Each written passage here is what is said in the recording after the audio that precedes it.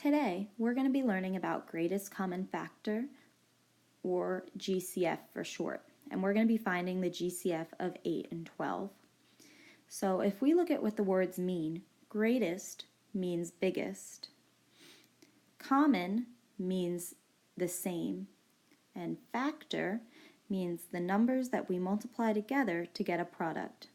So I'm going to be finding, the factors of 8, so the numbers that will multiply together to equal 8, and the factors of 12, so factor times factor equals 12. So the first thing I'm going to do is I'm going to look for 8 in the multiplication chart. I'm going to always start at 1. So if I'm looking at 1, I'm going across. Do I see up? There's 8. So 1 and 8 make 8. So 1 times 8 is equal to 8.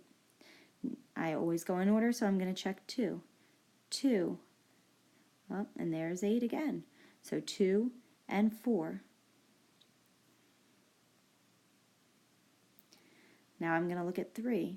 I have 0, 3, 6, 9, oh, no, 8.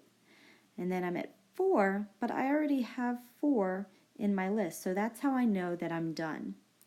So now I'm going to move on to finding the factors of 12. So what number times what number will give me 12? So I always start at 1. So I'm going to go across at 1 to see if I can get to 12. Oh, and there's 12. So I have 1 times 12 gives me 12.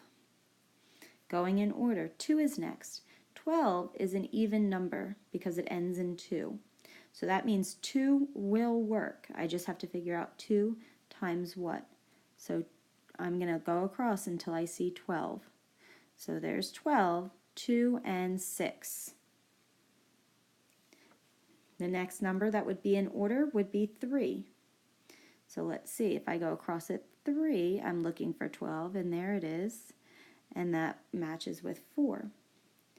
So, and I know I'm now done because I've come back up the other side.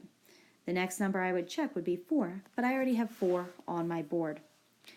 So now I have to figure out which one is the GCF.